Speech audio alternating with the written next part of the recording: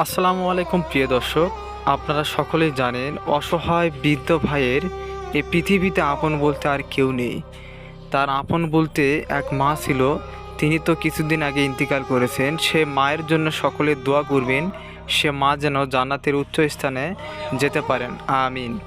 আপনারা দেখতেই পাচ্ছেন যে খালা, এই খালা মূলত এই অসহায় বৃদ্ধ ভাইকে দেখাশোনা করেন।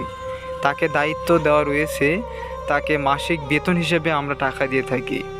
আপনারা সকলেই জানেন এই খালা তাকে রান্না বান্না সহ কাপড় চোপড় সব কিছু ধুয়ে দেন। নিজের সন্তানের মতো এই অসহায় বৃদ্ধ ভাইকে দেখাশোনা করেন। আপনারা দেখতে পাচ্ছেন এখানে খালা রান্না বান্না করে। একটি ঘর দেওয়া হয়েছে, রান্নাঘর, সেখানে গ্যাস দিয়ে তিনি রান্না করেন।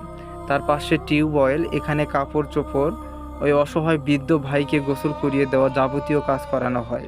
পাশে একটি নতুন ঘর আমরা নির্মাণ করেছি, আমাদের টিম মেম্বার সহ আমরা সকলেই এখানে থাকি এই অসহায় বৃদ্ধ ভাইয়ের সাথে।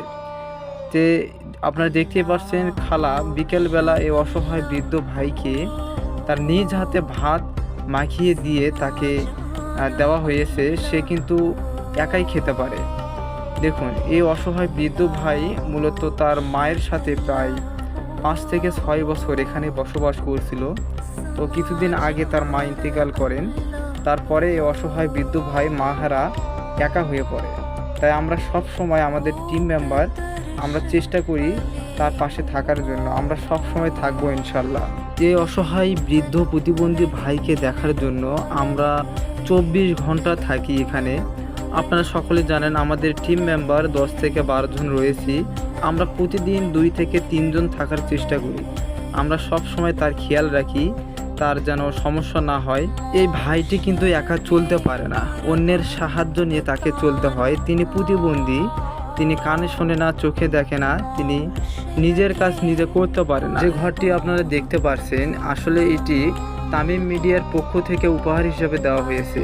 তার পাশে যে ঘরটি নতুন দেখতে পাচ্ছেন এটিও তামিম ভাই ঘরটি করে দিয়েছে আপনাদের পাঠিয়ে দেওয়া অর্থ এবং আমাদের তহবিল থেকে কিছু অর্থ দিয়ে আমরা এই ঘরগুলো নির্মাণ করেছি এই অসহায় বৃদ্ধ ভাইয়ের পাশে থাকার জন্য। আমরা চেষ্টা করব সব সময় এই ভাইয়ের পাশে থাকার জন্য। আপনারাও সব সময় এই অসহায় বৃদ্ধ ভাইয়ের পাশে এগিয়ে আসবেন। এই অসহায় বৃদ্ধ প্রতিবন্ধী ভাইয়ের নতুন ভিডিওর আপডেটগুলো পেতে হলে অবশ্যই আমাদের চ্যানেলটি ফলো করবেন এবং লাইক কমেন্ট করবেন। সবশেষে একটি কথাই বলবো, এই অসহায় বৃদ্ধ ভাইয়ের পাশে আমরা সকলেই এগিয়ে আসি আমাদের সামর্থ্য অনুযায়ী বা আপনাদের সামর্থ্য অনুযায়ী। আপনারা যেটি এই অসহায় বৃদ্ধ ভাইকে দিবেন তার কিন্তু একটা উপকার হবে।